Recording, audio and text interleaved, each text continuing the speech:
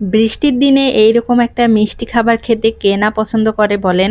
Hello everyone, আসসালামু আলাইকুম। কেমন আছেন আপনারা সবাই? আজকে আমি আপনাদেরকে দেখাবো হাতের সেমাই রান্না করে, মানে হাতে কাটা যে সেমাই।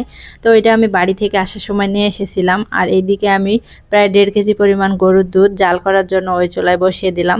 আর এখন আমি সেমাইগুলো ভেজে নেব, এই জন্য কড়াইতে ঘি দিয়ে দিলাম। বাড়িতে বানানো যেটা আমার ঘি ছিল সেই ঘি দিয়েই ভেজে নেব, কারণ ঘি দিয়ে ভাজলে সেমাইটা অনেক সুন্দর একটা স্মেল আসে। তো সেমাইটা মিডিয়াম আছে খুবই হালকাভাবে ভেজে নিতে হবে, কারণ বেশি জোরে নাড়াচাড়া দিলে আবার ভেঙে যাবে।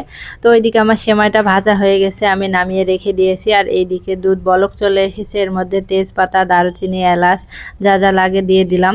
তো গুঁড়া দুধ ছিল 1 প্যাকেট, ভাবছিলাম গুঁড়ো দুধটা দিয়ে দিই। অর্ধেকটা দেওয়ার পরে মনে হয়েছে যদি দলা পেকে যায়, এজন্য আবার 2 চামচ তুলে এই যে গুলে দিলাম। আর এখন পরিমাণ মতো চিনি দিয়ে দেব, যে যেমন মিষ্টি খান সে সেমন চিনি দিয়ে দেবেন।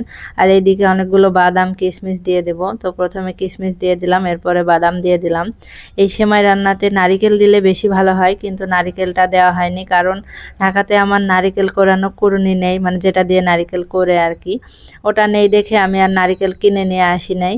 তো এখন দুধটা সুন্দরভাবে জাল হওয়ার পরে আমি একে একে সেমাইগুলো দিয়ে দিয়েছি। আর এইদিকে দেখেন আমার সেমাই বেশি হয়ে গেছে, আর এইদিকে পাতিলটা ছোট হয়ে গেছে। পাতিল ছোট হওয়ার কারণে নাড়াচাড়া করা যাচ্ছিল না, যার কারণে আমি বড় কড়াইতে ঢেলে রান্না করেছি। আর এই যে দেখুন রান্না করার পরে ফাইনাল লুক কত সুন্দর লোভনীয় হয়েছে সেমাই রান্নাটা। একটু বেশি করে রান্না করেছি যাতে ফ্রিজে রেখে পরের দিনও খেতে পারি। তো আমার সেমাই রান্নাটা কেমন হয়েছে অবশ্যই কমেন্ট করে জানাবেন। আর কে কে খাবেন আমার বাসায় চলে আসেন।